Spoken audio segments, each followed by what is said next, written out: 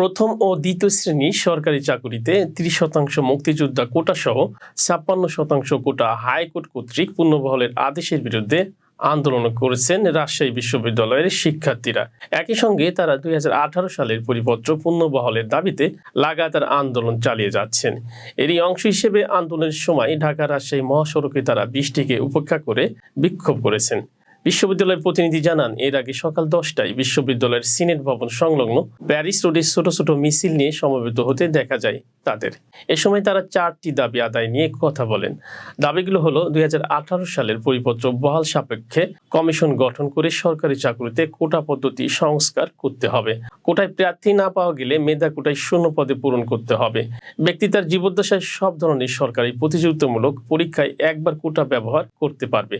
উল্লেখ্য, পাবলিক বিশ্ববিদ্যালয় ভর্তি পরীক্ষা এর মধ্যে অন্তর্ভুক্ত থাকবে।